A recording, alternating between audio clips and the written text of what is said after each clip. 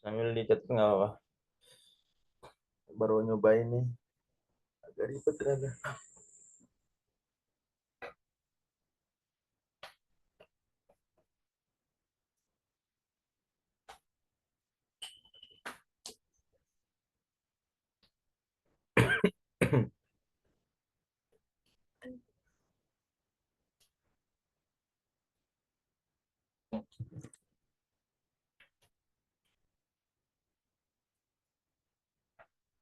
Ya, jadi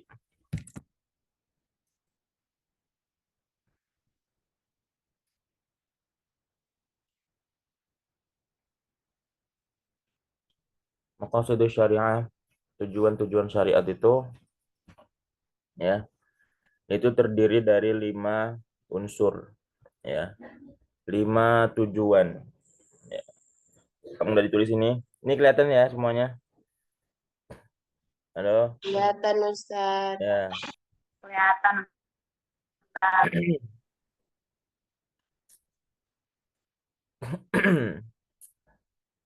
Ini semua sudah ditentukan langsung dari Allah Subhanahu wa taala ya. Kenapa diturunkannya syariat-syariat Islam?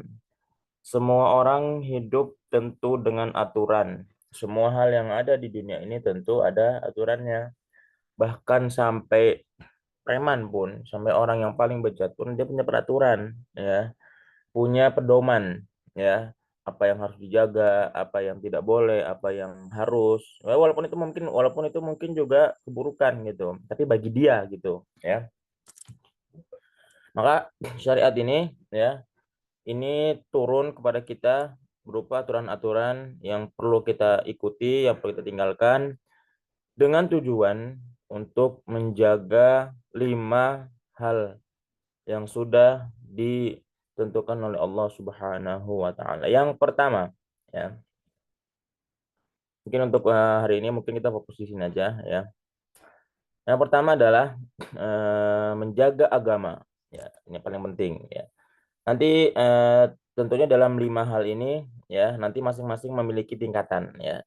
Nah, yang pertama menjaga agama ya, menjaga agama ya, itu dalam maksud syariah itu bertujuan untuk supaya amalan ibadah itu tetap terjaga ya, dan menghindari supaya Islam itu dihina. Jadi menjaga agama itu apa? Syariat ini bertujuan supaya agama ini tetap berjalan, dijalankan, supaya kemudian tidak dihinakan atau dipermalukan gitu ya. Nah, masing-masing daripada makosid ini memiliki tingkatan-tingkatan ya. Yang pertama, tingkat boruriyat ya. Tingkat boruriyat ya. Ini udah dicatatkan ya. Ini anak kasih tambah dikit di bawah ya. Jadi yang pertama ada namanya tingkat tingkat boruriyat ya. Tingkat boruriyat sama namanya doruriyat. Doruriyat ya. Doruriyat. Apa itu doruriyat? Ya. Menjaga agama yang tingkatnya doruriyat yaitu memelihara dan melaksanakan kewajiban agama dalam tingkatan yang paling penting ya, yang paling penting. Doruriyat itu benar-benar urgent, penting, mendesak gitu ya. Nah, apa contohnya? Nanti masing-masing kita kasih contoh ya. Ini doruriyat dalam masalah menjaga agama ya. Doruriyat dalam menjaga agama ya. Itu contohnya misalnya seperti eh, jangan apa? Ya, nih. Misalnya doruriyat dalam masalah agama ya. Doruriyat ini berarti penting, urgent ya, penting, urgent atau primer lah istilahnya kalau bahasa ininya. Primer ya. Itu apa namanya? Tingkatan yang paling tinggi ya. Menjaga agama karena dia sifatnya doruriyat, penting. Contohnya ya. Contohnya misalnya contoh Misalnya sholat 5 waktu. Ya. Sholat 5 waktu ini adalah kewajiban. Kewajiban bagi setiap muslim. Ya. Yang dimana kalau diabaikan, maka agama itu akan terancam. Ya. Atau lebih jelasnya darurat itu, ya. Kita kasih penjelasan lagi, ya. Darurat itu adalah sesuatu, ya, yang dimana kalau misalnya tidak dilakukan, ya, jika tidak dilakukan, ya, atau misalnya ditinggalin lah, diabaikan, ya, maka eksistensinya terancam. Eksistensi itu apa ya? Maksudnya keberadaannya, ya, wujud baik secara terlihat maupun tidak terlihat, ya, itu akan terancam, ya. Seperti tadi sholat, contohnya seperti sholat tadi, ya, seperti sholat. Kalau kita nggak sholat 5 waktu, ya, atau misalnya segenap orang nggak sholat 5 waktu, maka syariat itu akan hilang, ya. Jadi sholat ini penting, penting buat semua umat umat Islam, yang terutama bagi laki-laki, ya. Dalam kita masih ingatkan, dalam keadaan apapun, sakitnya bagaimanapun, tetap dia memiliki kewajiban untuk sholat. Kalau nggak bisa sholat berdiri, duduk. Kalau nggak duduk, maka dia tiduran. Tiduran dia nggak bisa gerak-gerak, ya udah dengan isyarat. Isyarat nggak bisa dengan hati. Pokoknya tetap harus melaksanakan sholat, ya. Kecuali dengan perempuan. Perempuan dia ada masa liburnya. Tapi di luar masa libur, dia tetap wajib untuk melaksanakan sholat 5 waktu. Ya. Ini yang tidak boleh kemudian ditinggalkan sama sekali. Ya. Ini contoh, ya, contoh. Kemudian, oke, yang pertama catat ya. Kemudian yang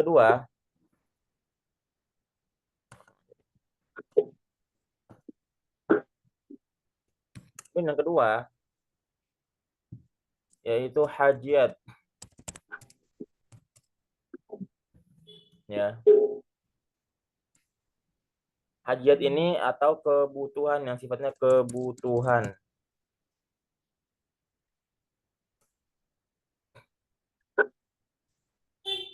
Atau bisa juga untuk meringankan beban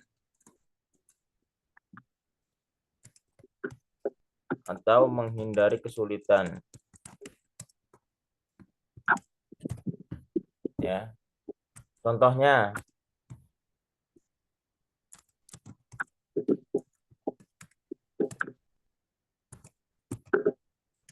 sholat jamak misalnya.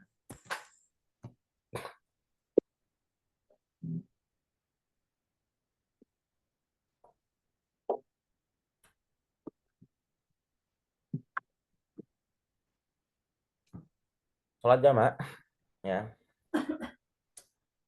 Kita melaksanakan ketentuan agama. Sholat jamak ini adalah aturan syariat, ya, syariat juga, ya. Tetapi dia tidak seurgen sholat jamaah. Maksudnya sholat jamaah itu udah wajib gitu. Sedangkan kita bisa sholat jamaah atau bisa enggak, tergantung daripada kondisi, ya. Sholat jamaah atau qashar misalnya, atau qashar, ya. Qashar, ya. Ini kita lakukan, ya, dengan niat meringankan beban, ya, atau menghindari kesulitan, ya. Misalnya, sholat jamaah ini dia berlaku hanya untuk jamaah ataupun qashar, dia berlaku hanya untuk yang musafir, ya kan? Kalau kita pergi jauh, kita diberikan keringanan jamaah dan qashar, ya.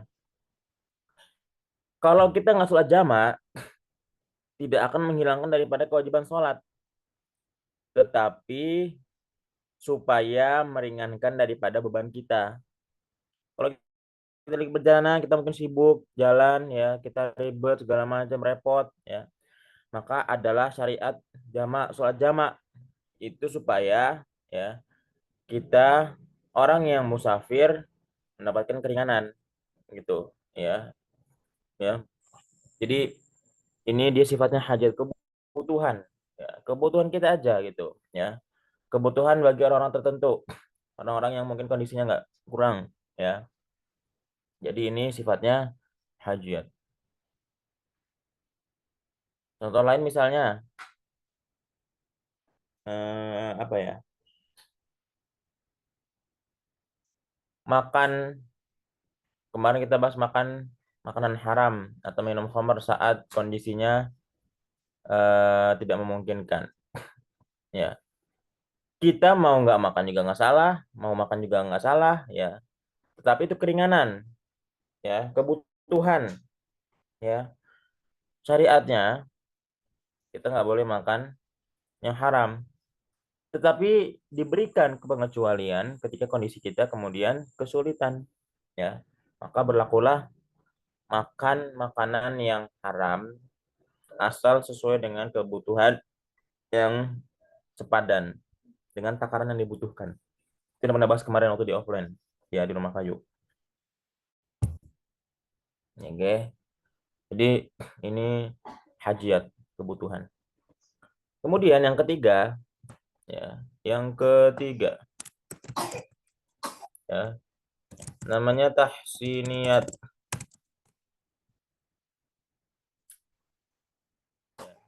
Ini hanya tambahan atau pelengkap, ya, atau bisa jadi ya apa ya tahsiniyat itu membuat lebih baik lah gitu, membuat lebih baik, ya, yang dimana kalaupun tidak dilakukan itu juga nggak masalah dan tidak menjadi beban kita juga, tidak mempersulit lah kalau kita nggak lakukan, ya. Contohnya misalnya eh, apa, mandi atau menutup aurat, ya. Tapi menutup aurat kayaknya enggak, mungkin dibilang enggak, bilang ya bilang enggak. Mandi misalnya, ya. Memang mandi ini memang kalau kita pakai makna, memang itu disyariatkan. Maksudnya apa? Kita dibersihkan untuk bersihkan badan, mandi. Supaya apa? Supaya lebih bersih, supaya lebih wangi, ya. Supaya kitanya sebagai orang muslim ini dia lebih baik, lebih wangi. Katanya kalau ketemu orang, mau belajar mandi, kemudian mau sholat mandi, mau ketemu orang mandi, ya. Supaya apa? Supaya kita lebih nyaman, lebih pede, ya. Yang dimana, kalaupun kita tidak mandi nggak masalah, nggak ada syariat yang kemudian kalau kita nggak mandi kita dapat dosa, nggak. Tapi ini hanya sebagai pelengkap aja. Dan itu beda-beda. Ada memang kalau adat kita ya kalau di Indonesia kita biasa mandi sehari 2 kali. Ada yang sehari sekali. Ada yang mungkin 3 hari sekali misalnya. Ya. Atau kalau misalnya di Arab sana, ya, karena di Arab sih di mana tuh di Eropa misalnya, mandi mungkin sekali gitu karena dingin. Ya, misalnya mandi seminggu sekali atau sesuai kebutuhan gitu. Jadi nggak ada aturan yang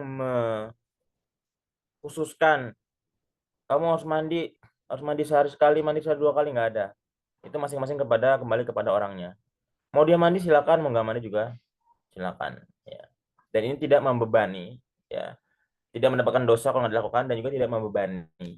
Terserah itu silakan. Anda mau mandi nggak? Bahkan ada juga orang yang mungkin malas mandi karena dia ngerasa mandi itu nyusahin misalnya. Kan ada. Itu nggak masalah gitu, ya. Tapi itu hanya sebagai pelengkap aja. Yang dimana kalau kita mandi, oh kita lebih baik, lebih bersih, lebih wangi, lebih nyaman, dan lain sebagainya. Ya, termasuk juga sebenarnya menutup aurat sih ya. Ya, menutup aurat atau mungkin cadar lah istilahnya. Cadar ini nggak wajib. Ya, cadar ini nggak wajib. Silakan yang mau pakai cadar, silakan, yang enggak juga silakan. Yang penting kita makainya bukan karena tuntutan, bukan karena aturan, ya.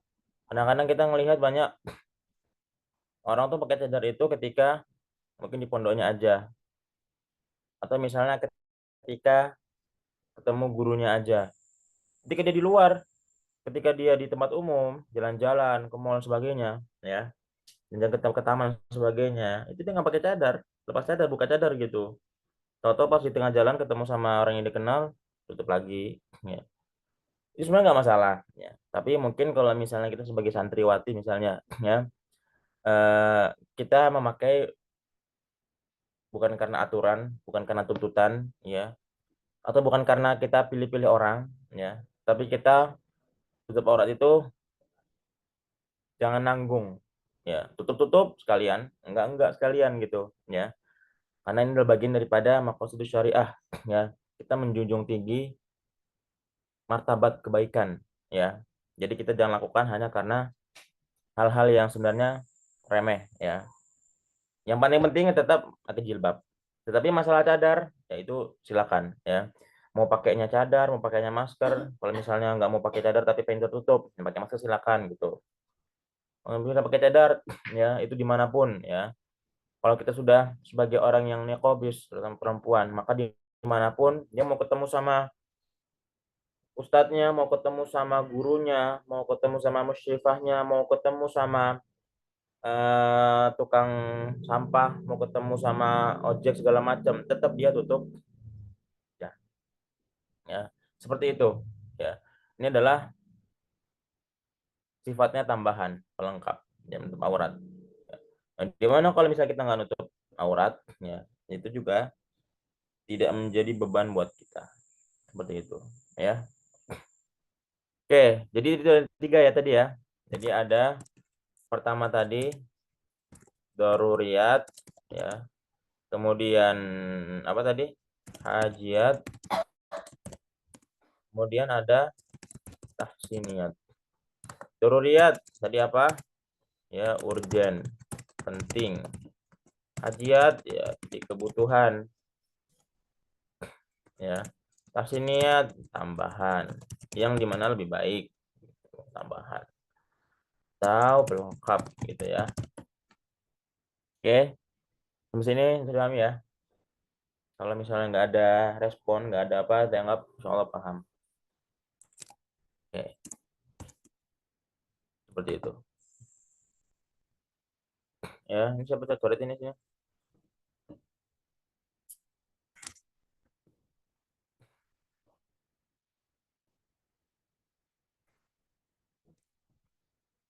Jelas ya, menjaga agama. Sebenarnya kalau mau diperdalam lagi banyak, yang penting kalian sudah paham contohnya. Kalian bisa memberikan contoh yang lain, ya. Menjaga agama.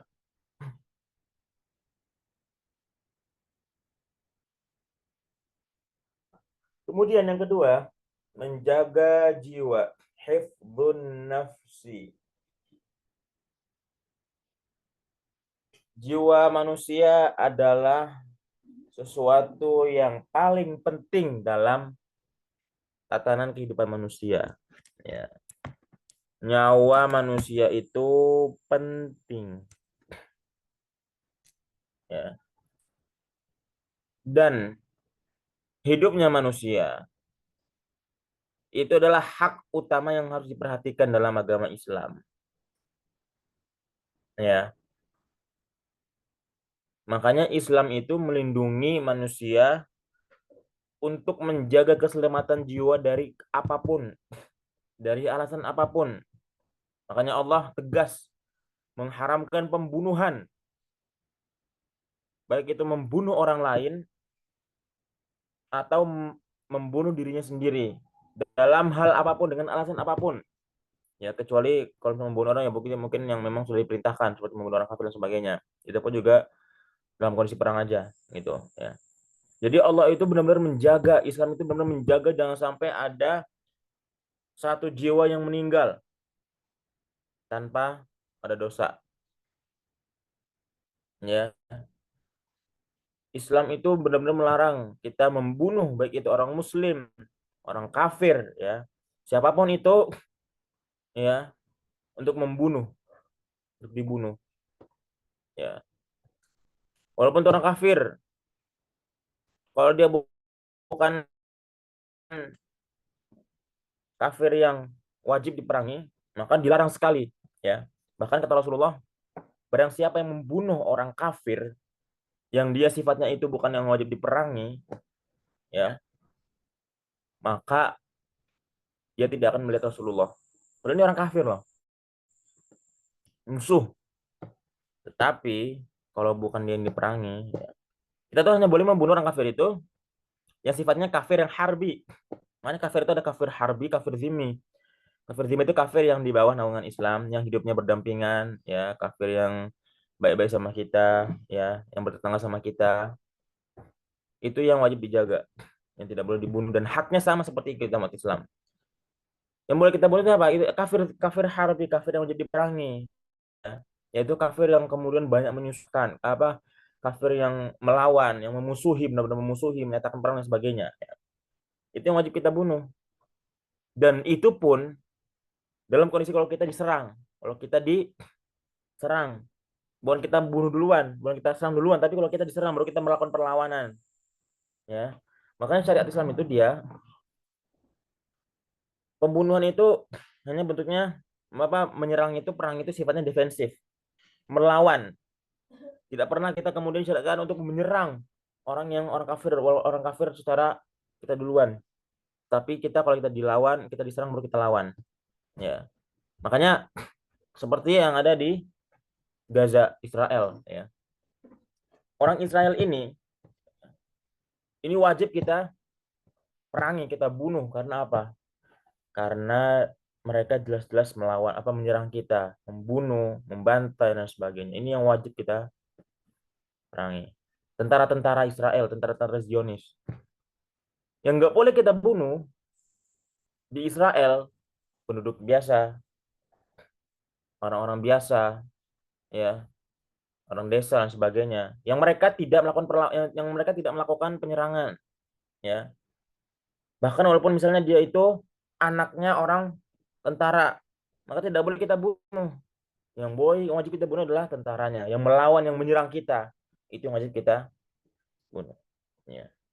Jadi kita tidak boleh menyerang duluan, tidak boleh membunuh orang-orang yang tidak menyerang kita. Ya.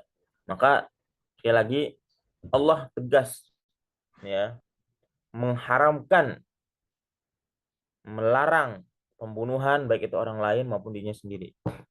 Maka dalam Islam, dalam satu Al-Quran disebutkan, barang siapa yang membunuh satu nyawa, maka seakan-akan dia seperti membunuh semua nyawa.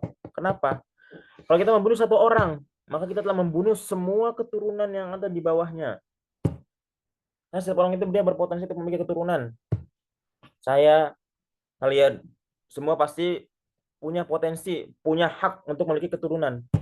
Ketika kita dibunuh, maka kemudian berarti membunuh semua keturunan yang ada.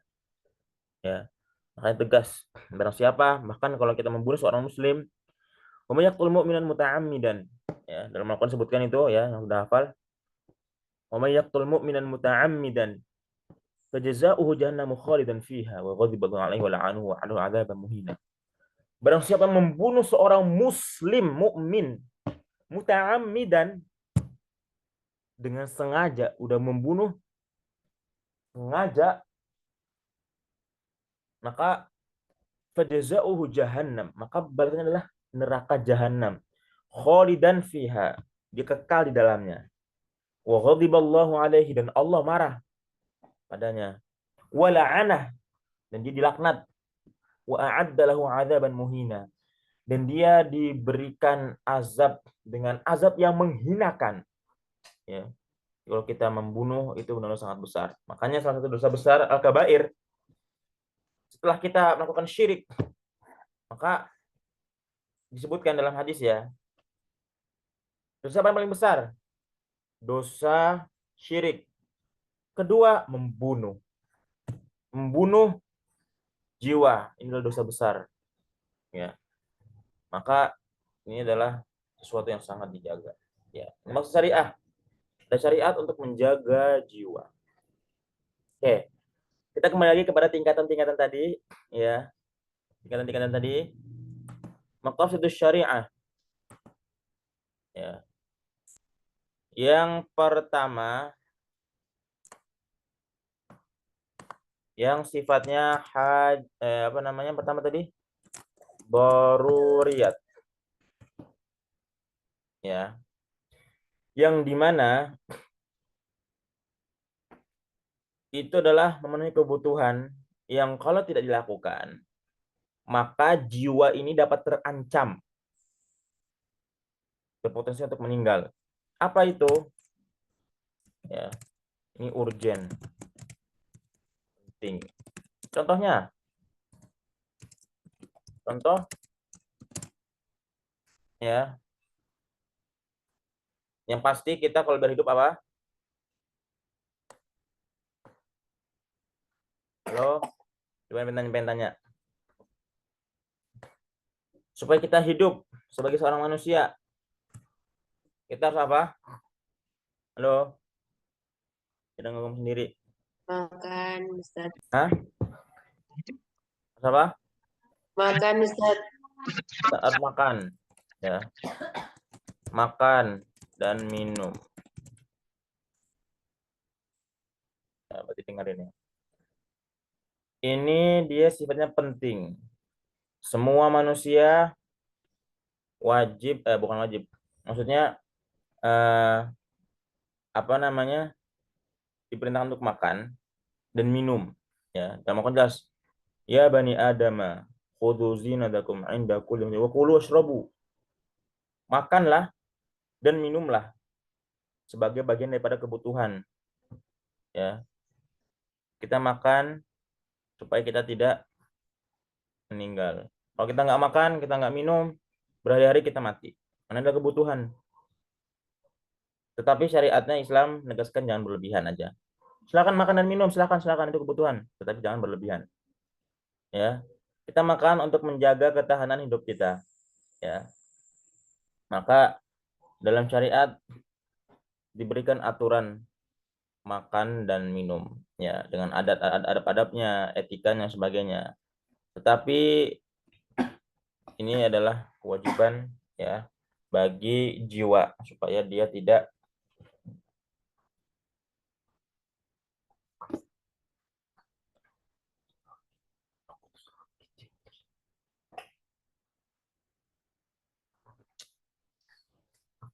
oke.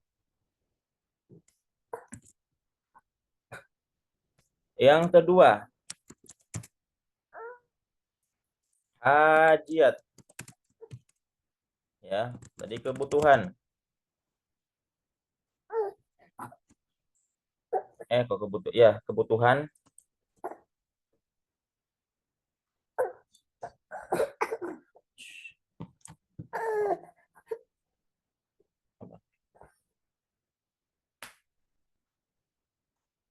Kebutuhan.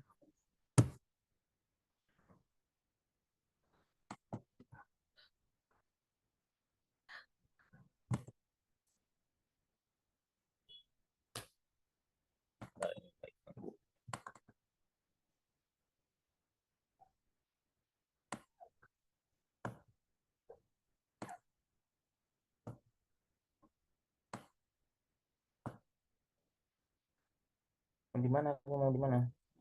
Hmm?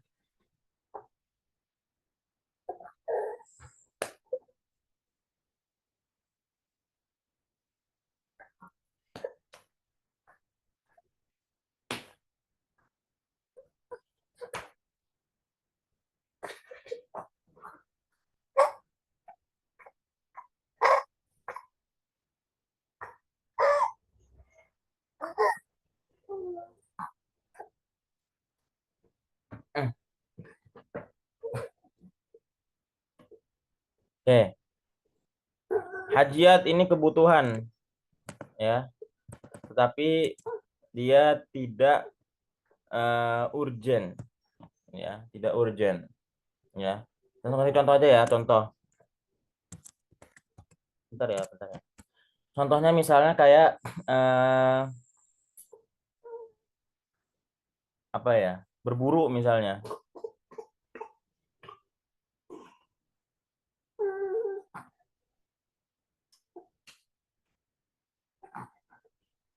Apa sih?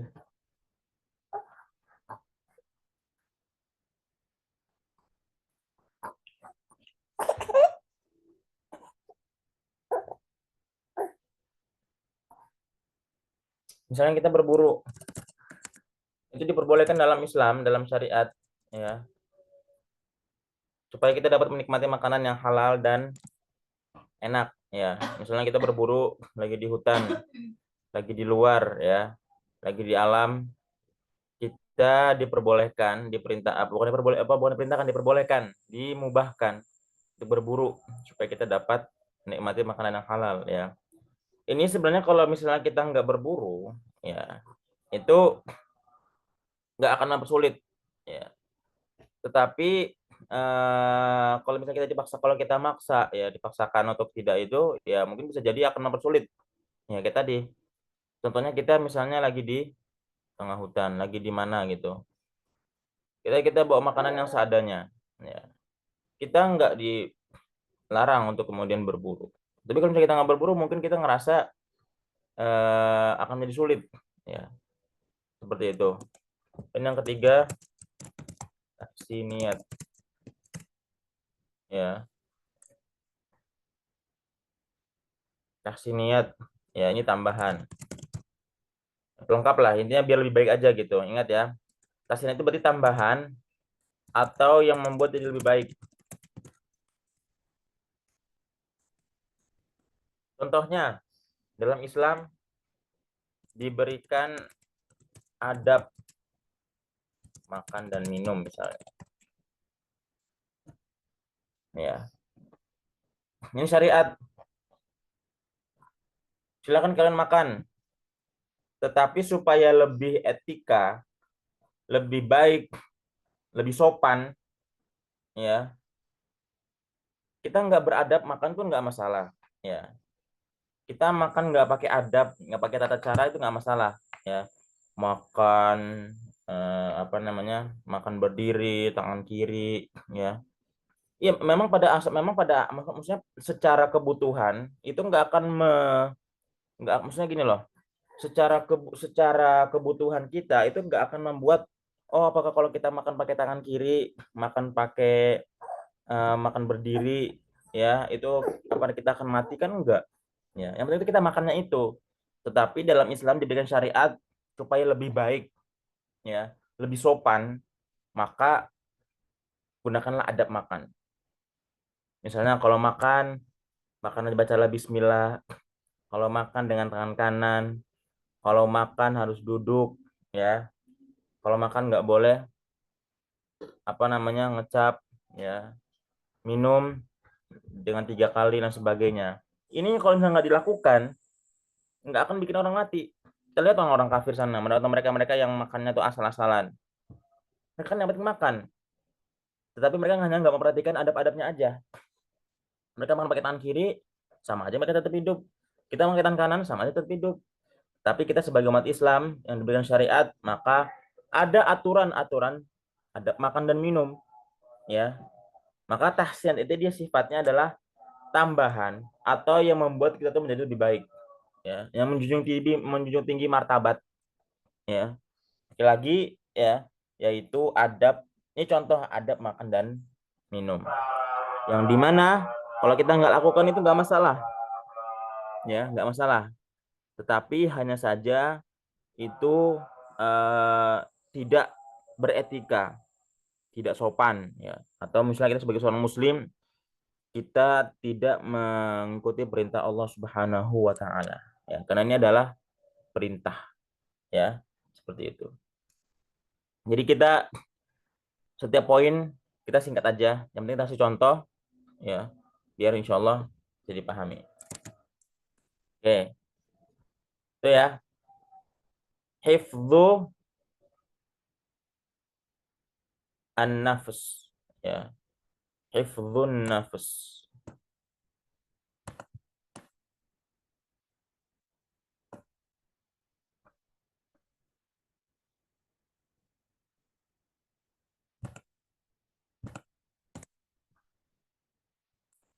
Kemudian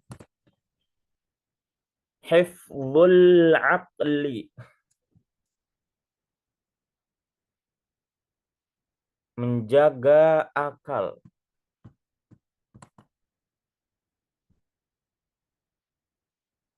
Menjaga akal ya, ini sangat ditekankan oleh syariat Islam.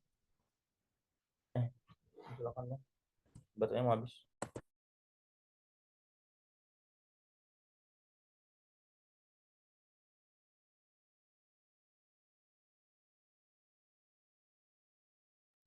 Bentar ini apa namanya laptopnya.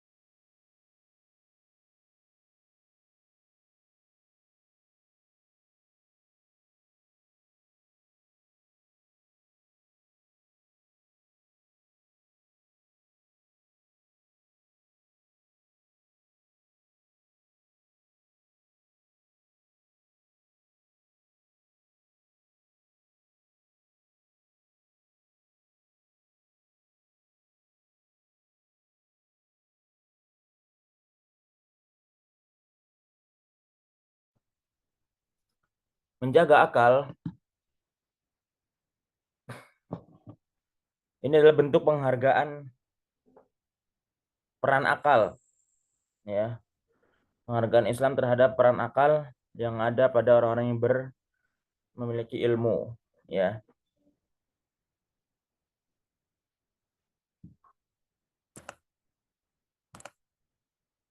Ya. Pertama daruriyat. Daruriyat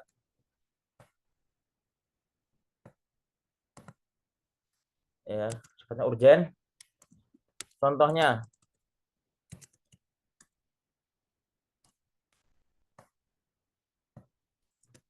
adalah, ingat ya, daruriyat adalah yang dimana kalau tidak dilakukan, tidak diikuti, maka akan mengancam akal. Seperti apa misalnya? Pengharaman apa kira-kira? Apa hal yang kemudian membuat akal itu menjadi rusak? Coba jawab.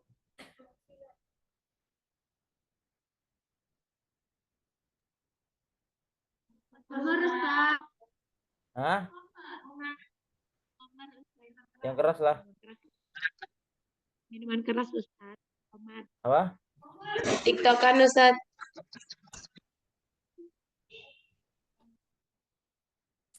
Ya, ada lagi nggak? Yang benar-benar jelas dalam Al-Quran. Tomat. Ya, Komer. Yang tadi kan dengar di TikTokan ya.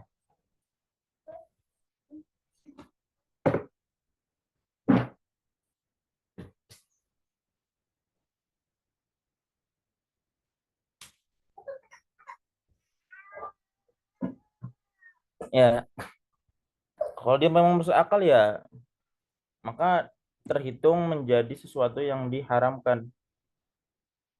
Pokoknya segala sesuatu yang merusak akal, membuat orang jadi bodoh, membuat orang jadi gila, membuat orang jadi nggak punya akal, itu ditegaskan untuk diharamkan. Pengharaman minuman keras.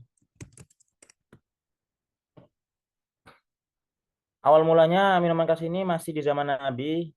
itu masih belum diharamkan.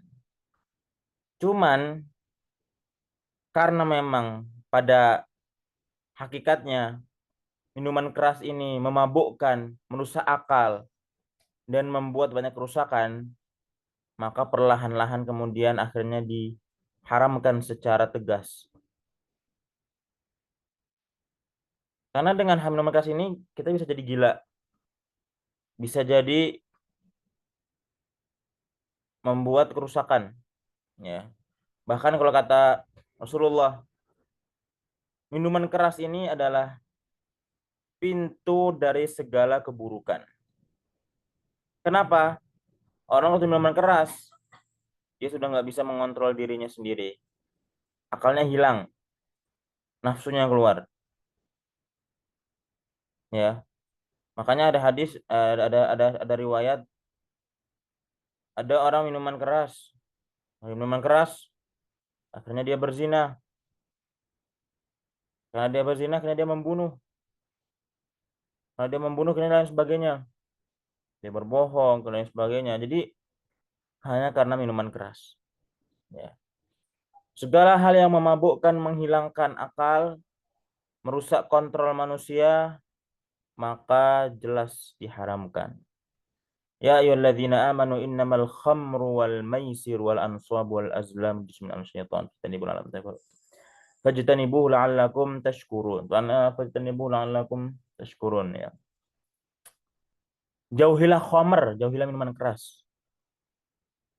Kalau kita menggunakan konteks usul fikih, itu tidak hanya minuman keras.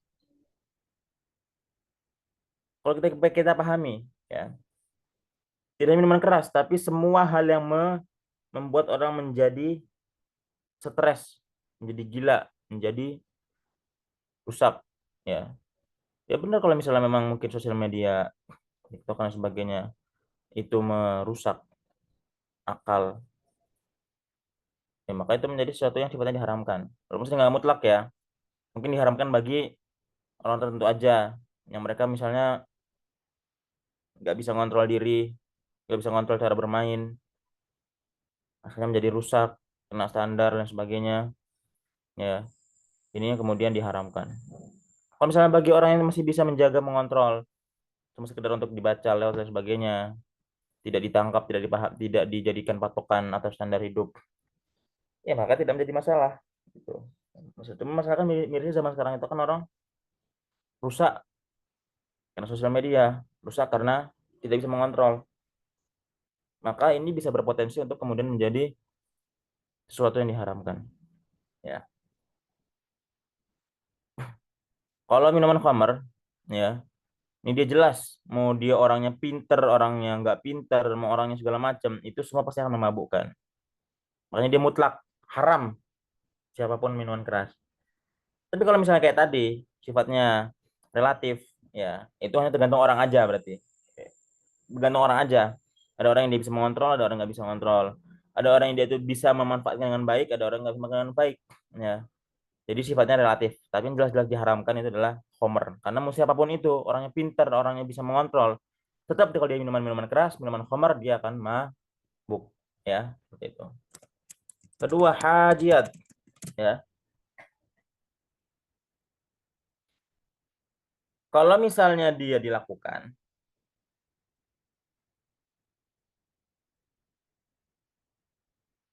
ya, misalnya dilakukan, misalnya tidak dilakukan itu nggak masalah.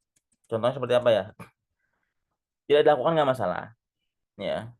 Tetapi mungkin hanya mempersulit aja kebutuhan, ya. Seperti apa? Belajar, belajar biar pinter, sekolah biar pinter. Apakah apa namanya dosa kalau kita nggak belajar? Ya nggak dosa. Tapi kita akan jadi bodoh. Kalau bodoh, dia susah. Ya, kita belajar biar pinter, biar kita diberikan kemudahan, biar kita diberikan rezeki, kita bisa cari uang, kita bisa ketemu orang banyak, karena kita belajar. Ya, setiap orang yang lahir itu dia tidak diberikan pengetahuan, Dia harus belajar. Makanya ada Imam Syafi'i, ya, lupa ya Allah. Alam falaisal mar'u yulil aliman, ya.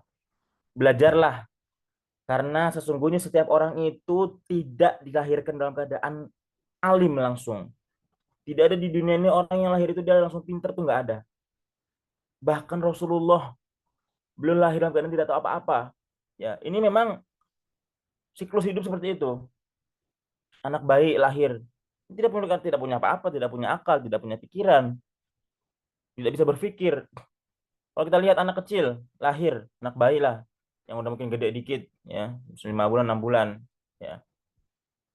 Mereka nggak bisa membedakan mana yang bahaya, mana yang enggak. Mereka nggak bisa membedakan mana yang boleh dimakan, mana yang enggak. Kalau anak bayi kita kasih pisau, ini dibuat mainan. Kalau anak bayi kita kasih misalnya makanan yang panas misalnya, atau makanan yang, atau bahkan mungkin benda-benda, dia akan mikir sebuah itu makanan, ya dia makan aja.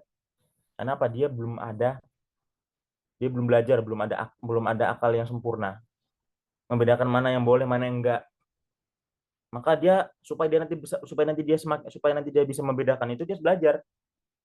Makin gede makin dikasih tahu, ya, kasih tahu, oh ini nggak boleh, ini boleh, ini nggak boleh, ini boleh. Contohnya misalnya anak sendiri, ada Dania Hania sama yang paling kecil.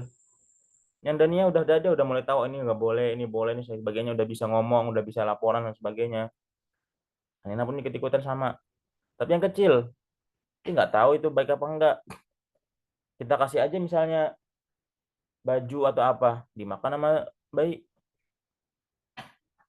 Kita kasih benda-benda keras, makanan basi misalnya. Ya Rafa makan, dia makan aja gitu. Ya. Pedes, dia nggak peduli. Ya. Karena dia masih belum sempurna akalnya. Ya. Cuma bisanya nangis, cuma bisanya, ya seperti itulah. Maka dia harus belajar. Maka akal ini dijaga. Ya, dengan apa? Supaya akal ini tidak rusak, dengan belajar. Kalau kita belajar, kita bisa membedakan mana yang benar, mana yang salah, ya, mana yang kemudian nggak baik, mana yang kemudian baik, ya. Kita tidak belajar nggak masalah, maksudnya tidak ada dosa, tetapi itu menjadi kebutuhan kita, kebutuhan supaya kita ini bisa menjadi orang yang bisa hidup. Memang kadang pengetahuan itu dia mempengaruhi kehidupan. Semakin kita pintar, semakin kita dimudahkan dalam segala urusan. Kalau kita semakin kita nggak belajar, kita semakin bodoh misalnya, ya, kita kan semakin susah, susah cari uang, susah dan sebagainya. Ini memang fakta. Kalau kita mau pinter ya belajar. Kalau kita mau hidup nyaman ya belajar. Kalau nggak mau belajar ya udah siap-siap susah. Makanya Syair Imam Syafi'i menjelaskan, ya, lupa lagi. Barang apa namanya? Yang ingat ya.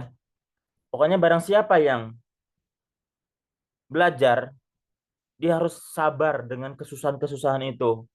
Kalian anak santriwati harus siap susah dengan belajar itu, ya. Susah hafal Quran, susah belajar, mungkin belajar ini bahkan, ya. Susah menuntut ilmu dan sebagainya. Memang susah-susah dahulu.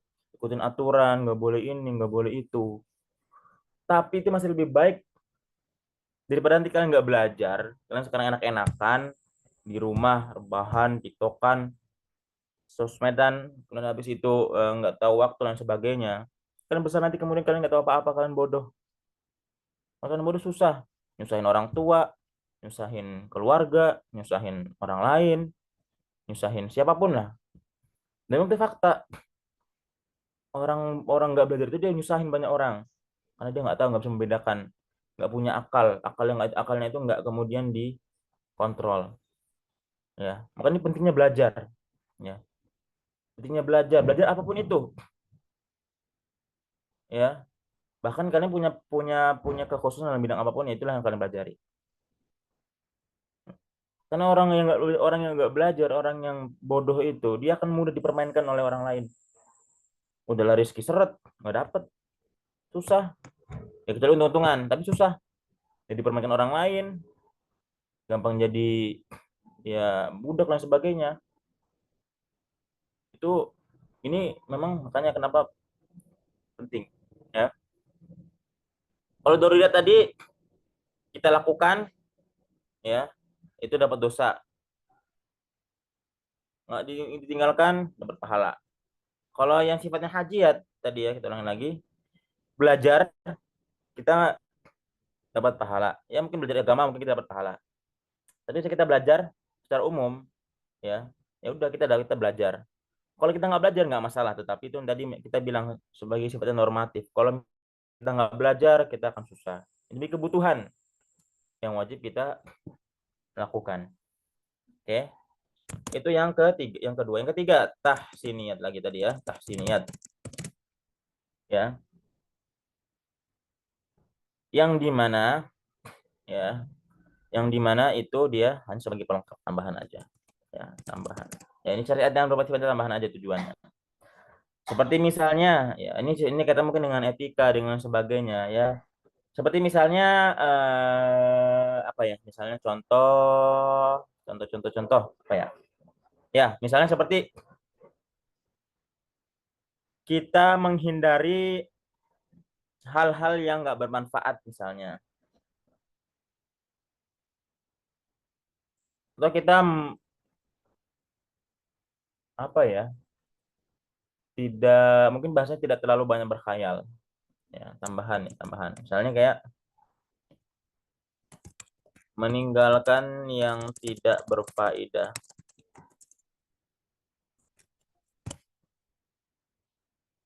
Contoh ya, contoh. Ini kalau misalnya tidak, ya misalnya dilakukan, ya misalnya kita melakukan hal-hal yang tidak berfaedah, misalnya kayak apa ya, hal-hal yang nggak penting, yang nggak ada gunanya kita lakukan biasanya. Iya, misalnya gosip ya, ngomongin orang, itu kan ngomongin orang dosa. Apa ya? Ya anggaplah kita nggak main dosa, nggak main apa misalnya. Kita ngobrolin orang, gosipin orang, gibahin orang, gunjing, ngumpi, itu kan gak bermanfaat. Kalau yang bilang manfaat ya itu terserah kalian. Manfaatnya oh kita bisa tahu gini-gini, tapi secara umumnya itu tidak ada manfaatnya ya. Tapi kalau kita lakukan ya, itu tidak akan merusak akal ya. Pahami baik-baik ya. Kalau kita melakukan gunjing, kita ngerumpi, kita ngegosip, itu tidak akan membuat kita mabok, tidak membuat kita itu menjadi gila. Tetapi ini kaitannya dengan etika, dengan kebaikan. Dalam hati kita, baik nggak itu gosipin orang? Itu aja. Baik nggak kita ngomongin orang? Atau misalnya, mau nggak kita diomongin? Kan nggak mau. Jangan ngomongin orang berarti. Meninggalkan hal yang tidak berfaedah. Ya, ini tidak akan, kalau sekali lagi ya, ini kalau kita lakukan, tidak akan membuat kita menjadi gila atau akalnya mati dan sebagainya. Tetapi, ini kita dengan etika. Pantas nggak seorang muslimah, seorang santriwati RTO misalnya, pantas nggak mereka itu kerjaannya gibah, kerjaannya ngerumpi misalnya, kerjaannya gosip misalnya. Pantas nggak? Kalau kita ngerasa nggak pantas, tinggalkan. Kalau kita ngerasa pantas, ya udah silakan lakukan, silakan. Itu kembali masing-masing. Kita gunakan akal kita untuk bisa membedakan. Nanti gunanya belajar, bisa membedakan mana nih yang baik buat kita, mana yang enggak.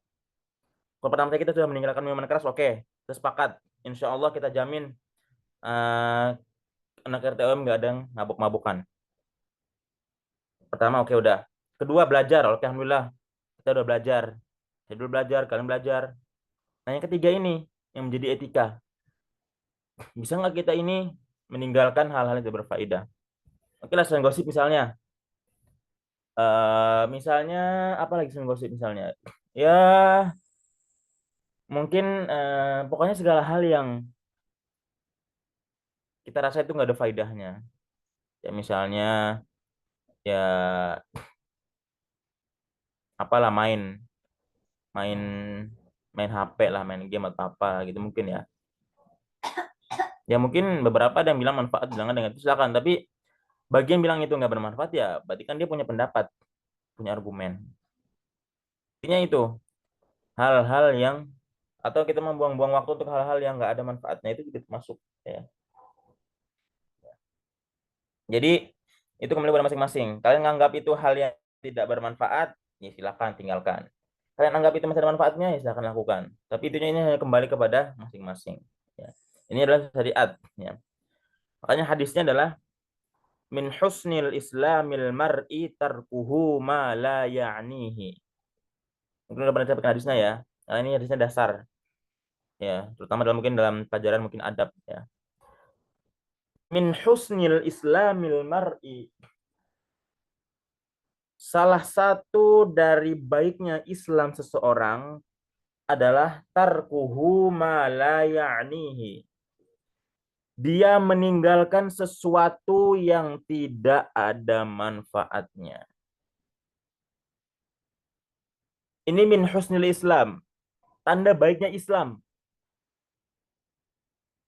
Ya, bukan tanda rusaknya Islam, tapi tanda baiknya Islam ya adalah dia meninggalkan hal-hal yang tidak bermanfaat. Ya, tidak bermanfaat. Pokoknya hal ini subjektif aja. Kalian anggap ini bermanfaat, silakan. Kalian anggap ini nggak bermanfaat, silakan. Misalnya ada orang yang anggap orang yang main game, misalnya si A, si B, satu main HP, main TikTokan, main ya TikTok lah misalnya, atau satu lagi main game, ya, game apalah gitu ya.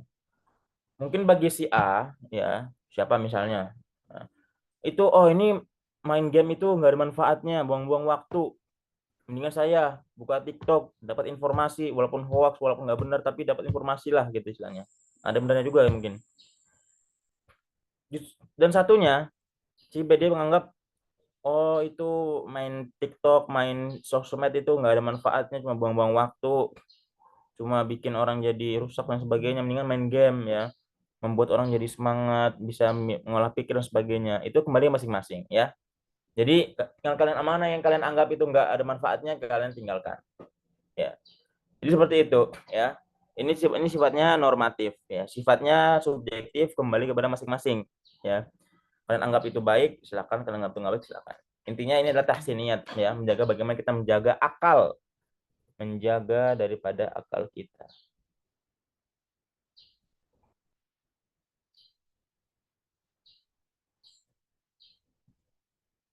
Oke, seperti itu.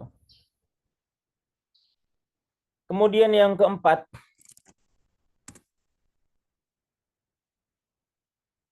ya, menjaga akal, menjaga keturunan. Hifdzun nasli. Ya. Yang ditekankan dalam maqasid syariah ini adalah keberlangsungannya generasi manusia, ya, dan mencegahnya, ya, supaya tidak punah dengan cara-cara yang kemudian memiliki manfaat pada dunia dan akhirat misalnya, ya.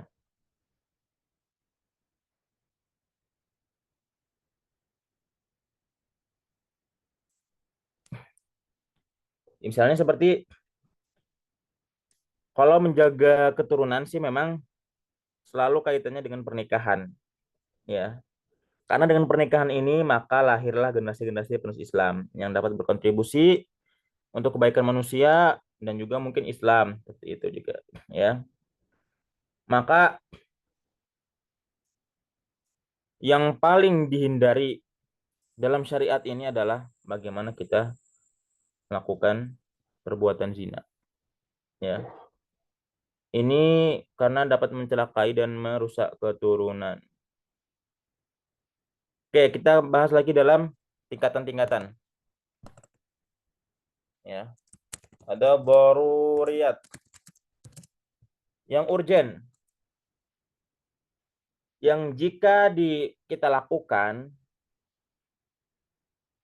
iya, misalnya syariat haramnya perzinaan.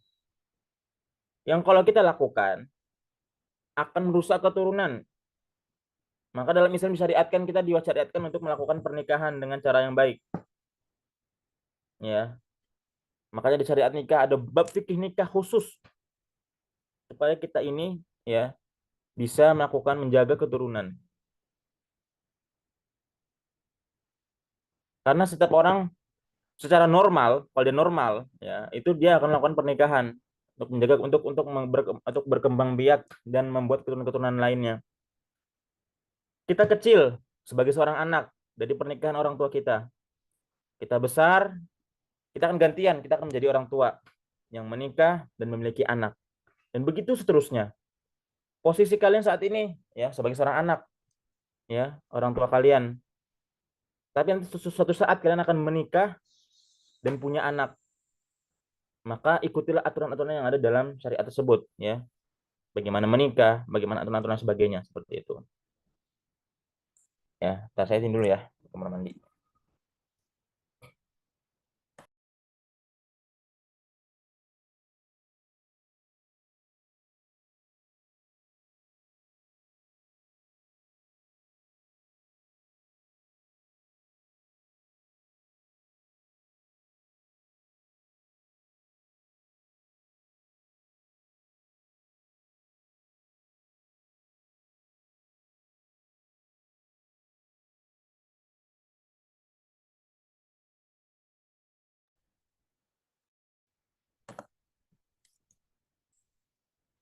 Jadi yang daruriyat tadi ya, contohnya adalah syariat nikah dan haramnya zina ya.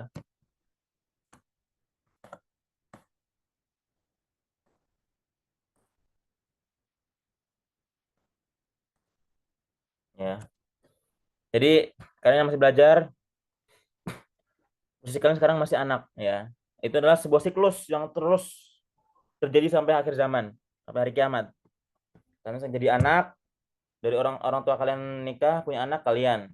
Kalian posisinya lagi belajar. Suatu saat kalian akan menikah, punya pasangan, punya anak, ya. Maka di sini ada syariat nikah. Jadi ini kalian sudah kan lagi belajar sekarang. Kalau misalnya sudah nanti maksudnya sudah masuk apa namanya masa-masa sudah masa usia pernikahan atau misalnya udah pada dewasa, misalnya mungkin yang udah bukan fatet lagi, yang udah besar, yang udah normal ya, sebagai seorang perempuan yang menyukai laki-laki atau yang disukai laki-laki ya, maka lakukanlah dengan cara yang baik. Misalnya ya udah, misalnya bagaimana langkah-langkah bentuk menikah ya, ada ta'aruf, ada nazar, ada kemudian apa namanya akad nikah dengan rukun-rukun yang harus diikuti dan sebagainya. Ini adalah syariat ya, supaya kita ini punya keturunan itu dia terjaga ya. Yang kedua, hajiat. Hajiat ya. Ya tadi kebutuhan yang dimana kalau misalnya tidak kita lakukan ya itu eh, tidak merusak keturunan gitu ya, tapi mungkin hanya akan mempersulit aja ya.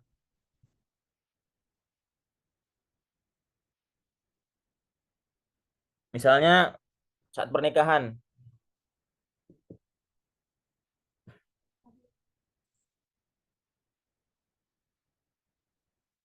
misalnya saat pernikahan eh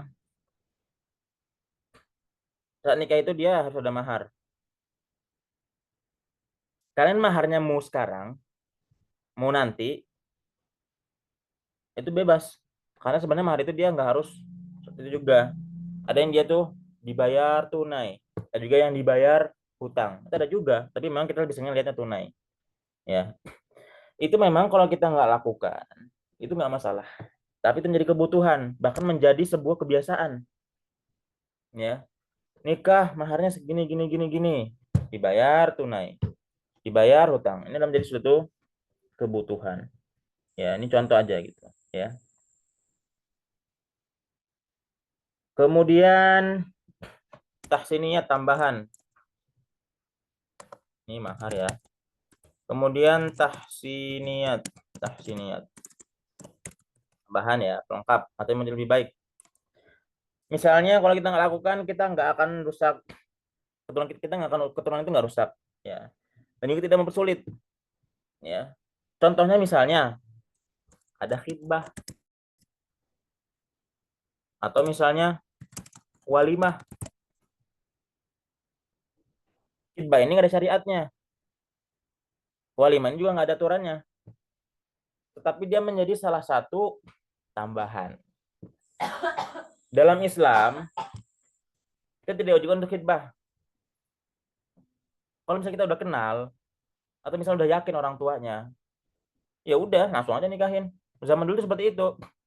Dia ketemu seorang sahabat bertemu dengan sahabatnya, tahu ternyata ada seorang pemuda yang baik, ya udah dia nikahin langsung. Bahkan dulu banyak cerita-cerita dulu yang dimana ya nikahnya dadakan, misalnya ketemu nikahin, dan itu nggak masalah gitu, asal yang penting yakin dengan kebaikan tersebut. Ya, cuman zaman sekarang ini kebiasaan gitu, nggak masalah. Dan ini mungkin bagian supaya jadi pelengkap, jadi membuat menjadi lebih baik. Kita perlu ada khidbah supaya ya kita lebih yakin, ya, atau bahasa kita tuh ngeboking lah istilahnya.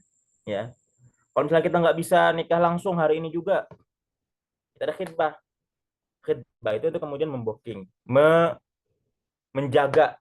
Ya, misalnya eh, ada orang mau nikah, ya, tapi dia nggak bisa hari ini juga, nggak bisa sekarang. Ya, kalau nikah itu kan syariatnya dia nggak ada, oh nikah itu harus minggu lagi sejak kenal, nikah itu harus ini sih. Nikah itu saat itu juga nggak masalah, yang penting ada akadnya dan segala macam. Misalnya contoh, ya, ada orang yang tiba-tiba ketemu suka di jalan misalnya, ya, kemudian dia ngerasanya cocok, nyaman, dan tahu kebaikan segala macam lah gitu. Saat itu juga nikah, asal ada walinya, asal ada akadnya, ijab kabulnya, asal ada maharnya, sah-sah aja. Jadi nggak ada aturan nikah tuh harus 2 bulan lagi segala macam, nggak ada. Tetapi ya karena zaman sekarang ya perlu ada persiapan, perlu ada segala macam, maka adanya khidbah itu supaya, oh saya mau nikah sama ini, tapi saya nggak bisa hari ini juga, maka ada khidbah dulu supaya oh sama-sama terikat, ada komitmen di situ. Ya, ada komitmen supaya nanti kita, oh saya mau nikah sama ini gitu. Maka ini bukan syariat, tapi ini hanya tambahan yang dimana itu membuat akan lebih baik. Ya, walaupun khitbah ini juga ada aturannya, maksudnya ada hadisnya. Hadisnya apa? Barang siapa yang udah melamar orang lain, maka dia tidak boleh dilamar lagi. Tapi tidak melamar pun nggak masalah. Contoh ya kayak tadi, misalnya kita udah kenal, atau misalnya contoh, misalnya sama sepupu sendiri misalnya, nikah sama sepupu sendiri, bisa jadi kan memang ada yang memang pakai aturan, oh khitbah dulu, enggak, ada yang pakai khitbah dulu gitu, ya, itu bebas kan, yang penting kan nikahnya bukan khitbahnya. Ya, khitbah itu hanya untuk melamar atau untuk menjaga supaya tidak dilamar orang lain lagi, ya, atau supaya ada komitmen di situ. Kalau dia bisa tanpa khitbah ya nggak masalah, karena kita khitbah nggak mempersulit, nggak khitbah pun juga nggak mempersulit, seperti itu. Ya, jadi ini hanya sebagai tambahan, ya, sebagai tambahan. Dan kan harus pahami bahwasanya dalam perjalanan pernikahan kalian nanti itu nggak harus ada khitbah, nggak harus ada halaman sebagainya. Tapi kalau misalnya kalian perlu, ya silakan lakukan. Jadi saya bilang lagi, ini subjektif ya, sama seperti tadi menjaga akal tadi, subjektif. Ya, terus kalian anggap itu penting, silakan. Kalau nggak anggap itu nggak perlu, ya udah silakan gitu. Yang penting apa? Nikah, ya. Yang penting nikahnya itu ada akadnya segala macam, dan kalian nggak melakukan perbuatan perzinaan. Yang kedua ada walimah, contohnya walimah. Walimah ini adalah kita merayakan. Memang ada anjurannya, lakukanlah walimah supaya kita bisa memberikan informasi kepada banyak orang, supaya kita ini tahu, oh, orang kita tuh nikah segala macam, merayakanlah. Kan wajar, kita sebagai manusia ini kita bahagia nih, saya nikah sama sama orang ini, ya udah kita rayakan, kita nikmati. Ya, orang tua senang anaknya nikah, segala macam, kita nikmati segala macam, ada walimatul urs, kita undang banyak orang, makan-makan enak. Kan wajar.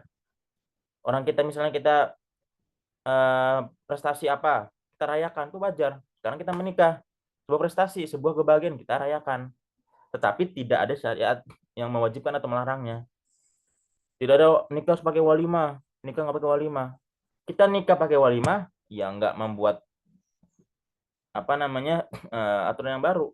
Kita nggak walimah, kita nggak dosa. Yang penting kan nikahnya itu. Sekali lagi yang penting itu nikahnya itu doruriat itu yang penting. Syariat nikah, yang penting kita nikah dengan sah, dengan ketentuan yang berlaku, dan kita tidak melakukan zina. Masalah walimah itu gampang. Ada yang mau walimahan silakan, ada yang walimahnya enggak berkunjung silakan. Beberapa orang mungkin ada yang mungkin karena dia nggak punya uang, karena dia nggak punya relasi dan sebagainya, jadi nggak walimah. Ini nikahnya di KUA misalnya, sah sah aja, yang penting sah nikahnya. Atau dia nikahnya siri misalnya, nggak pakai KUA, tapi yang penting dia nikah sah, itu nggak masalah gitu. Yang penting kan nikahnya. Masalah walimah itu kan kembali kepada masing-masing. Bahkan kembali kepada adat masing-masing. Di Indonesia ya ada ya, orang biasanya nikah pasti ada walimah. Nikah ada walimatul ursnya gitu. Sebagai bentuk rasa ekspresi kita bahagia bersama. Orang yang nikah itu dia bahagia menikahi pasangan yang mungkin dia sayangi, yang dia inginkan. Orang tuanya bahagia anaknya bisa menikah. Maka orang-orang lain pun diajak untuk supaya bahagia bersama nih, saya menikah gini-gini. Silakan makan, silakan datang segala macam. Ini adalah bentuk sebagaimana apa namanya kembali kepada adat masing-masing. Kita nggak walimah nggak dosa. Kita walimah juga bukan kewajiban.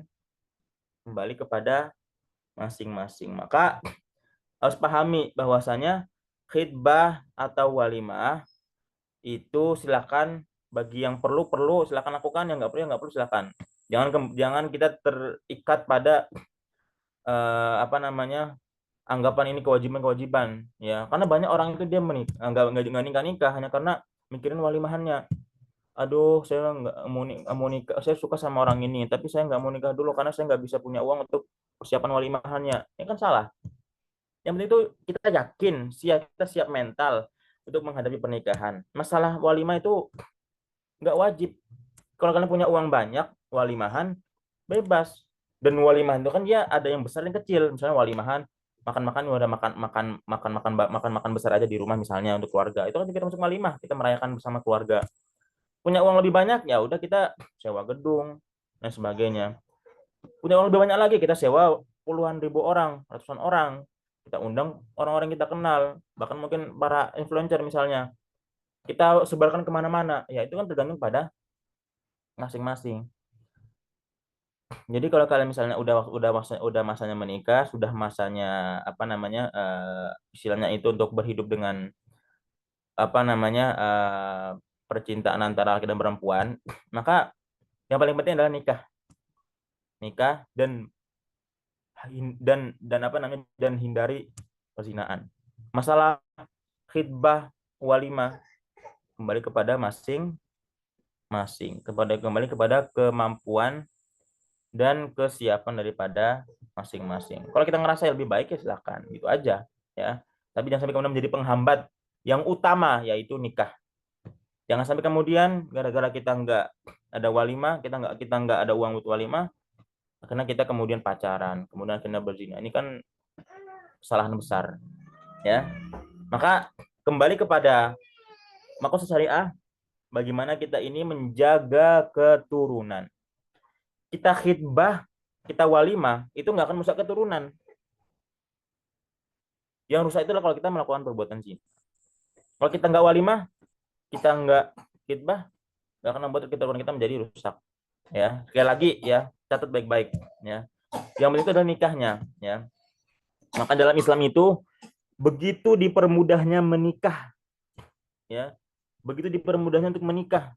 Ya, nikah itu apa syarat-syaratnya nikah? Wali perempuan. Wali perempuan nggak harus bapaknya. Kalau misalnya bapaknya udah nggak ada kakaknya, kakak laki-laki atau adik laki-laki. Atau kalau misalnya janda ya anak laki-laki, anak kandung laki-laki. Atau misalnya saudara laki-laki atau paman dari bapak laki-laki. Kalau misalnya nggak, intinya masih ada. Pokoknya yang penting ada rukun-rukunnya. Kemudian ada ijab dan kabul. Cuma perkataan loh. Saya nikahkan anak saya dengan ini. kemudian tinggal bilang saya terima nikahnya, ada saksi, 2 saksi, ada mahar bagi yang mampu, ya. Dan mahar itu pun ditentukan nggak harus banyak segini gini gini. Mahar itu ya mau mahar itu cuma alat sholat, mau maharnya itu cuma mungkin kepintaran, mau maharnya itu mungkin cuma apa Quran misalnya. Yang penting kan ada sesuatu yang diberikan, tidak memberatkan. Bagi laki-laki juga tidak membuat, kalau misalnya perempuan merasa wah saya sudah senang diberikan Al-Quran, sudah diberikan bakal sudah senang, udah nggak ngerasa dihinakan, ya silakan lakukan. Gitu. Kan cuma itu doang syaratnya. Ada wali, saksi, ijab kabul sama yang mahar ini kan tambahan gitu. Itu udah dimudahkan banget loh. Kita suka sama orang. Ya udah. Kalau kita udah nikah tuh ya kita bebas mau ngapain. Mau jalan bareng, berduaan, tidur bareng, mandi bareng dan sebagainya. Kan itu hanya karena satu ijab kabul aja itu gampang. Gitu loh. Ya. Dan sebaliknya, pacaran itu justru yang paling kemudian udahlah itu nggak boleh, itu banyak menyusahkan. Pacaran itu apa? Kita suka sama orang, ya. Tapi kita suka sama orang, kita masih terbatas. Misalnya kalau misalnya ketemuan nih, gak semua orang berani untuk ya macem-macem lah gitu. Atau bahkan mungkin mereka masih malu-malu, masih takut-takutan, takut ketahuan orang ini segala macem. Jadi mereka tuh kayak nanggung gitu. Kalau orang pacaran itu pasti akan nanggung. Mereka bisa jalan bareng mungkin depan orang, tapi mereka apa namanya? Ada yang masih takut untuk ya misalnya beda-beda itu, ada yang bahkan berani dan sebagainya. Tapi yang pasti mereka bakal nggak mau ketahuan orang tua misalnya kayak gitu. Apalagi misalnya sampai perbuatan zina dan sebagainya, kan pasti orang tua nggak mau, mereka nggak mau orang tua tahu. Jadi kayak nanggung gitu. Makanya orang kalau misalnya kita pacaran itu susah orang, ya. Makanya kenapa kita tegaskan orang jangan pacaran, jangan dekati zina. Karena itu apa? Itu tuh susah, ya. Kamu pacaran itu susah. Harus diam-diam dari orang tua, harus cari cari waktu yang pas, jangan sampai ketahuan guru, jangan sampai ketahuan ustadz misalnya, jangan sampai ketahuan orang tua dan sebagainya, kan susah. Mengapa-ngapain ketemu susah. Karena itu apa? Karena ini apa namanya fitrah, ya. Justru sebaliknya kalau kita nikah, justru kita nikah, ya. Justru kita nikah, ya. Kita nikah gampang, kita mau kemana-mana orang tua tahu nggak masalah, kita mau berdua di kamar orang tahu nggak masalah gitu. Karena orang oh ini kan udah nikah segala macam. Jadi apa namanya kalau kita nggak mau nikah ya udah kita hindari sekalian. Kita suka sama perempuan, kita suka sama laki-laki, udah nggak usah nikah sama sekali, nggak usah ngapa-ngapain sama sekali, kan lebih enak. Kalau misalnya mau suka ya udah nikahin sekalian, biar kita tuh bebas sekalian gitu loh. Jadi kita jangan nanggung, karena pacaran itu dia setengah-setengah, orang mau ini susah, mau itu juga susah, dan lain sebagainya. Jadi kita harus bisa pahami syariat itu, kenapa ada syariat, kita dimudahkan itu semudah-mudahnya gitu ya, supaya kita itu tidak jatuh kepada perzinaan, supaya kita itu tidak jatuh kepada hal yang diharamkan yang akan merusak keturunan. Seperti itu ya, kita pahami doruriyat itu yang penting kalian nikah. Masalah khidbah, masalah walimah itu adalah kembali kepada masing-masing diri sendiri, ya. Oke, kita lanjut kepada menjaga terakhir ya, menjaga harta. Tapi ini ada pertanyaan ya. Bagaimana tanggapan terhadap seseorang pasangan suami istri yang memilih untuk memiliki keturunan dan mempublikasikan keputusan mereka itu, dan kira-kira menurut apa ini kok ketutupan? Menurut apa sih ini? Ini ketutupan.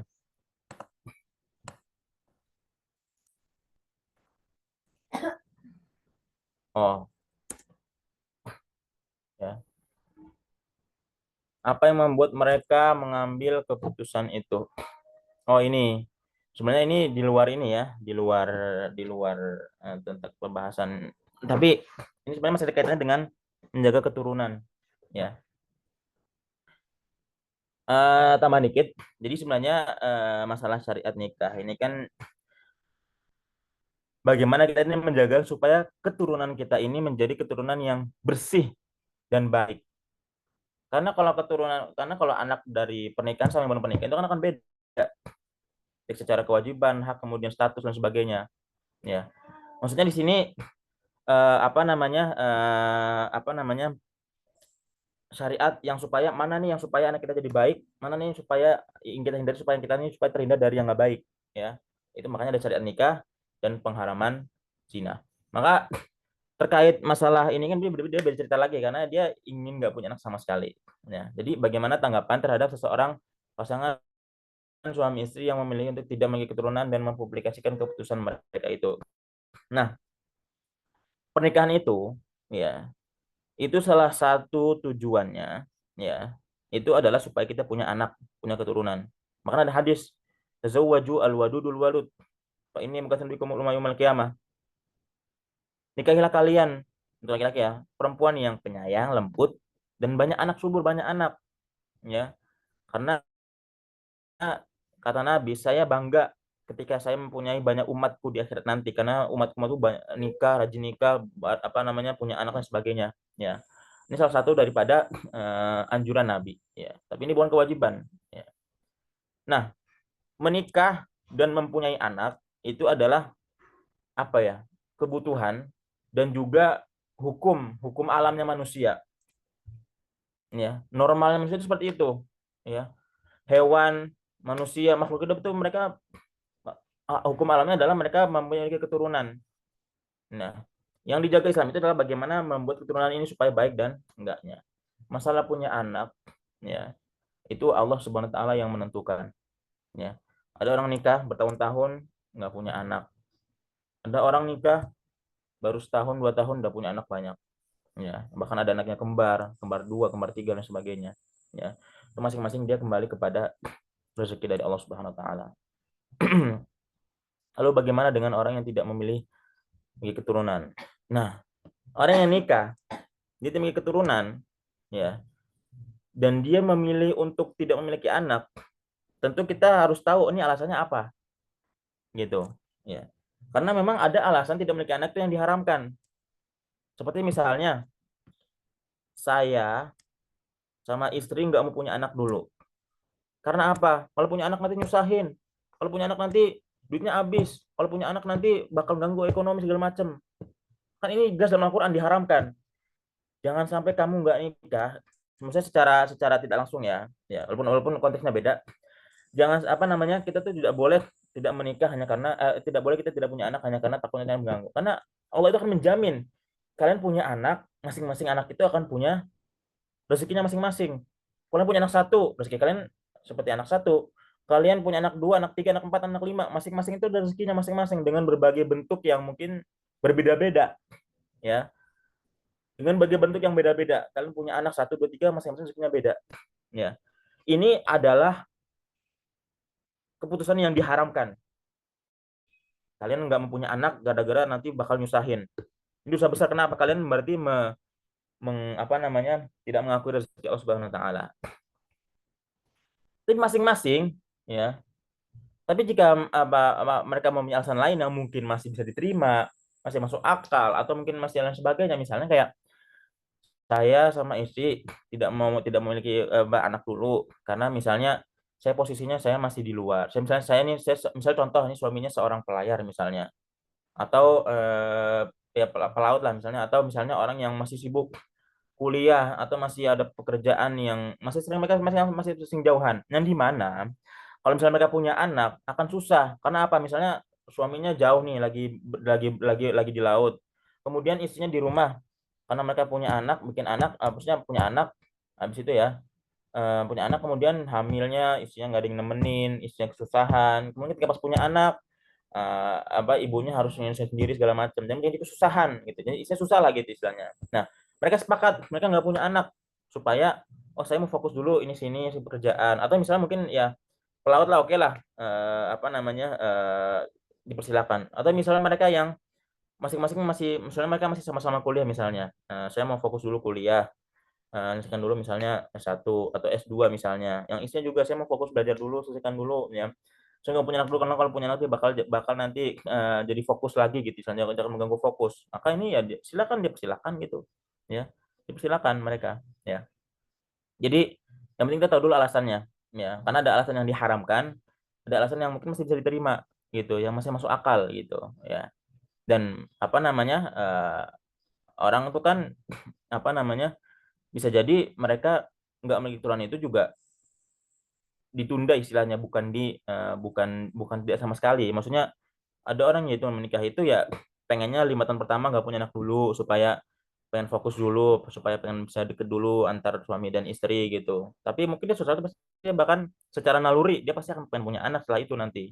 Ya, yang dilarang itu ya orang yang dia itu saya sama istri sepakat sampai nanti besar sampai mati nggak akan punya anak sama sekali. Itu baru yang kemudian dilarang. Ya.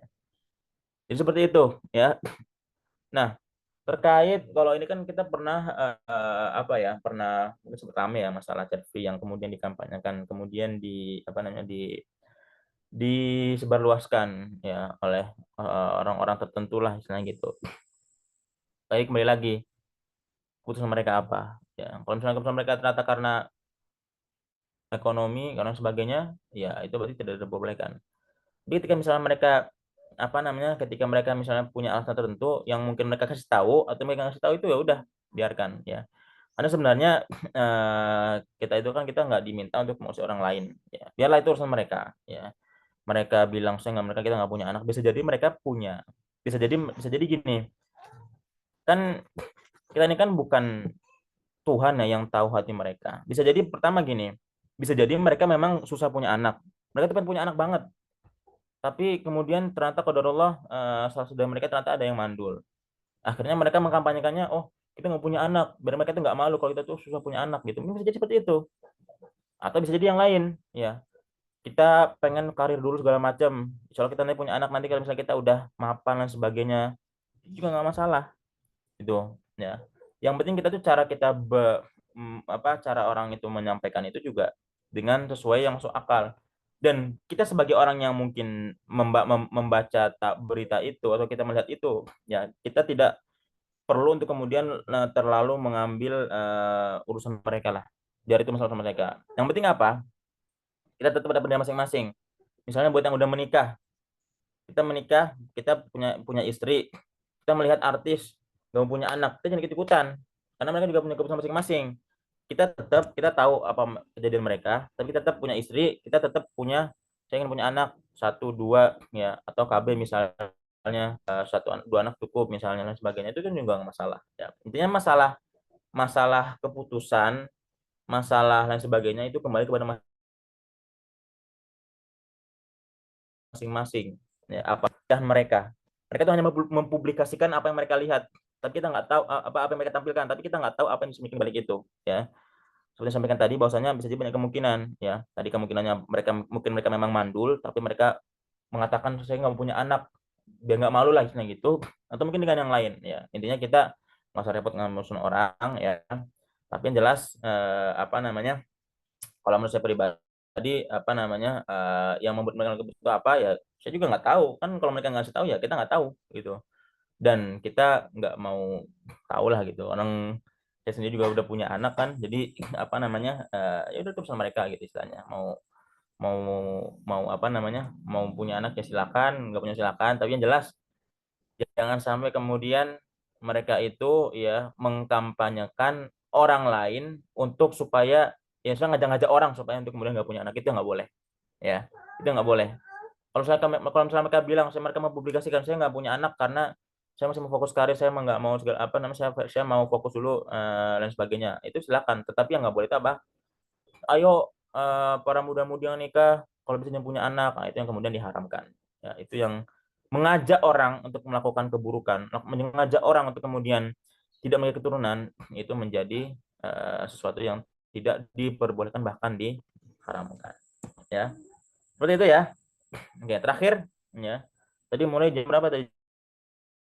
Jam 8.15, berarti jam 10.15 ya. Menjaga harta. Oke, semoga terjawab ya. Menjaga harta ya. Hifdzul al-mal ya. Sebenarnya ini panjang ya, karena ini termasuk yang penting juga ya.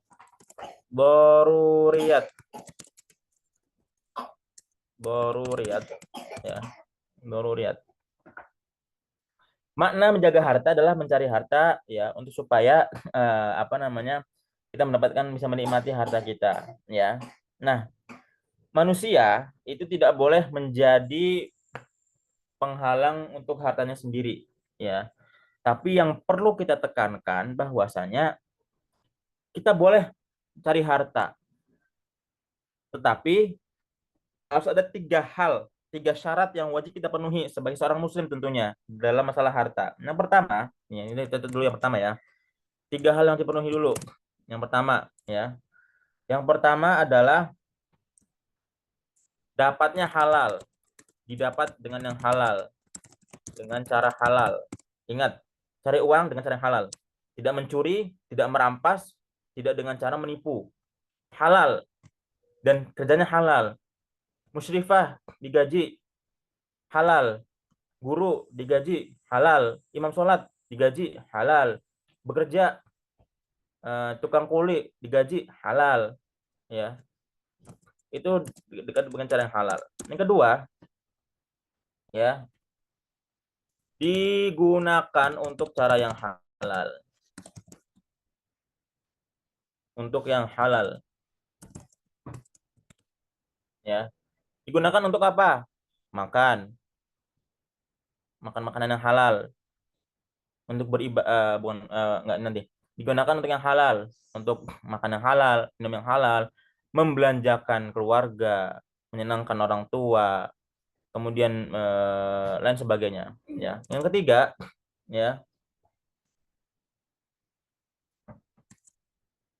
digunakan untuk ibadah dan manfaat, ya. Ini beda dengan yang halal karena apa? Ibadahnya berarti kan dia sifatnya lebih luas lagi. Digunakan untuk menyumbang masjid, infak, zakat, manfaat kita untuk kemudian sedekah kepada orang lain dan sebagainya. Itu bagian daripada apa namanya? Kewajiban daripada harta, ya. Makanya catat ya, dapat dengan cara yang halal. Kita sebagai seorang profesi, misalnya guru, dia halal kerjaannya. Digunakan untuk yang halal, digunakan untuk membeli makan, ditabung, disimpan, atau digunakan untuk ibadah, digunakan untuk infak, sedekah dan sebagainya. Di luar itu, maka ini menjadi sesuatu yang haram. Didapat dengan cara misalnya menipu, itu diharamkan. Digunakan dengan cara judi, itu diharamkan. Didapat dengan cara kita, nauzubillah, misalnya untuk sebagai seorang pelacur, itu nauzubillah. Digunakan untuk kemudian apa namanya, mabuk-mabukan, membeli khamr dan sebagainya, itu nauzubillah, ya. Maka tidak dengan cara halal, digunakan yang halal, dan digunakan untuk yang ibadah dan bermanfaat. Oke. Bila kita ke daruriyat. Daruriyat. Daruriyat, ya.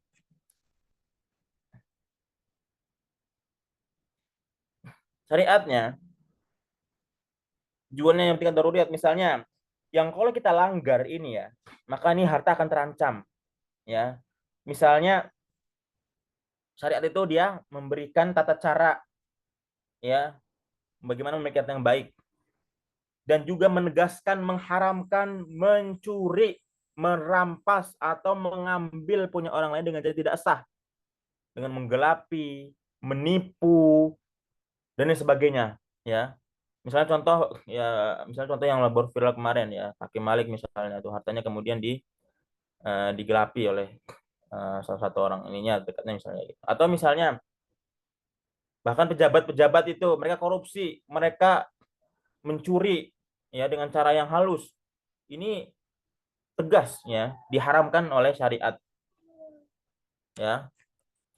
Tidak boleh mencuri. Yang kedua, hajiat. Kita cepat aja ya. Hajiat, ya.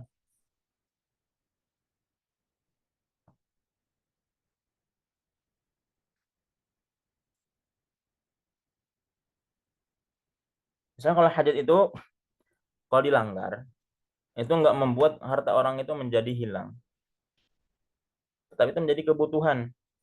Misalnya tata cara jual beli, tata cara jual beli yang baik. Ini kebutuhan. Kita mau beli barang, kita jual beli lah, ya. kita jual beli ya dengan cara yang nggak baik, misalnya dengan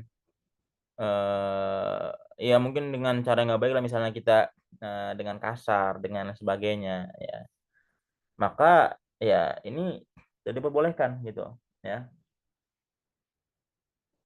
Atau kita misalnya jual beli tapi kita nggak sopan, kita nggak punya etika misalnya, ini nggak akan menghilangkan harta kita, tetapi kita akan jadi susah mau belanja karena apa? Oh, kita ini orangnya nggak baik gitu misalnya. Contoh seperti itu ya. Kemudian tahsiniyat. Tahsiniyat.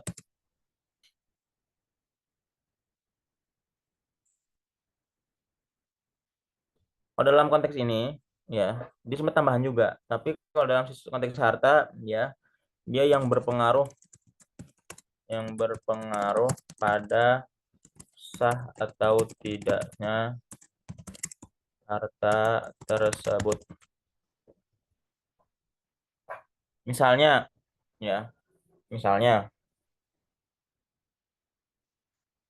eh sebagai seorang penjual, sebagai seorang yang punya harta, kita harus tahu cara-cara supaya kita tidak boleh ditipu misalnya. Kita harus tahu nih, oh kayak gitu ternyata ini kayaknya penipuan. Kita harus tahu seperti itu. Atau misalnya kita jualan, kita harus belajar menghindari modus. Harus belajar, maksudnya bukan belajar modus, maksudnya belajar apa itu permodusan supaya kita ini nggak gampang dimodusi oleh orang lain. Ini tambahan aja, ini contoh aja tambahan gitu. Ya, karena kalau misalnya kita nggak tahu, kita gampang ditipu. Kalau gampang ditipu nanti harta kita diambil. Seperti itu. Ya. Jadi mungkin seperti itu ya. Sejam segini. Jadi apa namanya? Ada 5 tadi ya. Ada 5 maqasid syariah ya. Yaitu menjaga agama, menjaga jiwa, menjaga akal, menjaga keturunan, menjaga harta. Ini sebenarnya luas, tapi kita cukupkan pada satu kali ini aja. Nanti ke depannya, nanti sebelum kita ujian masih ada pertemuan terakhir ya, nanti online juga. Mudah-mudahan bisa difahami. Mungkin ada pertanyaan terakhir. Sudah 4 menit.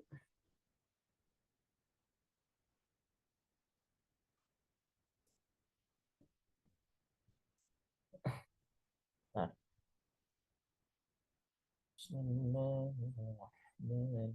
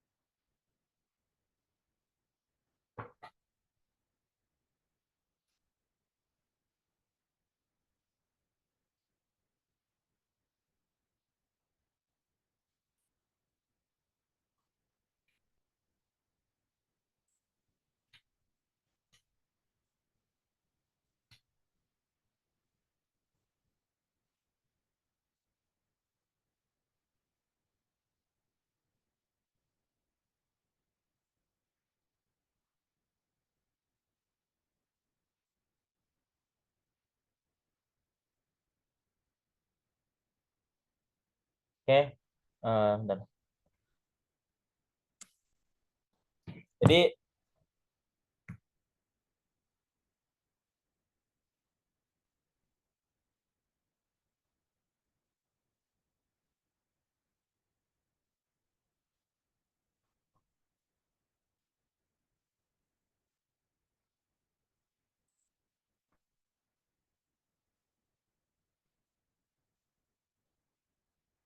Jadi apa namanya? Maqasid syariah ya, itu menjadi salah satu bagian penting dalam qawaidul fiqh ya. Karena kita perlu tahu ya tujuan-tujuan atau tingkatan-tingkatan daripada syariat ini ya. Menjaga agama, ya, menjaga jiwa, menjaga akal, menjaga keturunan, menjaga harta, itu semua diperhatikan lang betul oleh syariat Islam ya. Makanya kenapa kita biar tahu kenapa sholat itu misalnya kenapa sholat itu kita nggak boleh tinggalkan supaya kita ini menjaga agama. Kenapa kok kita harus puasa ya, puasa harus zakat ya.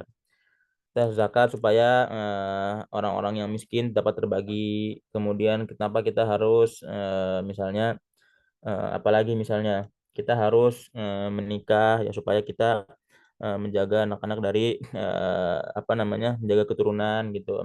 Kenapa kita nggak boleh minuman khamr karena supaya akal kita nggak rusak gitu dan lain sebagainya. Adapun tambahan-tambahan itu menunjang ya, menunjang kemudian juga membuat supaya lebih baik ya. Dan itu kembali kepada masing-masing diri kalian gitu. Baik tadi yang masalah walimah, masalah belajar dan sebagainya ya itu kembali kepada masing-masing. Kalau kalian nggak mau susah, maka lakukan apa yang diperintahkan oleh syariat ya. Kalau suruh belajar, kalian suruh kemudian memberi dan sebagainya itu semua tentu ada tujuannya.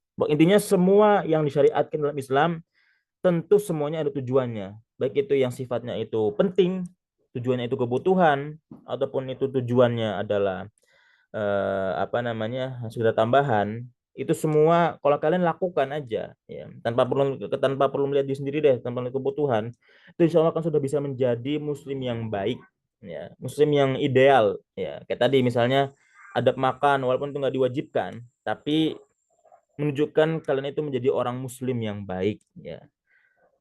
Kalian harus makan tapi kalian juga harus bisa menjaga etika dalam makannya. Itu contoh seperti itu ya. Seperti itu aja. Terima kasih banyak kepada para santri-santri Wati ya yang sudah mengikuti. Insya Allah nanti ke depannya pekan depan nanti kita akan materi lagi ya. Jadi kalau bisa nanti kalau yang sakit, kalau sakitnya nggak parah ya tetap masuk ya, bagi ini online gitu. Jadi mau dia nggak muncul di layar pun nggak masalah gitu. Yang penting hadir gitu ya. Ini menunjukkan keseriusan dalam belajar ya. Semoga bisa dipahami. Kalau misalnya bisa dipahami, mohon untuk memberitahu atau misalnya menanyakan kepada teman yang lainnya gitu supaya sama-sama belajar biar nggak susah ya. Saya sampaikan juga tadi kalau misalnya kalian belajar, misalnya kalian nggak akan susah ya. Itu ini mana ini tulis ya. Itu aja dari Ana.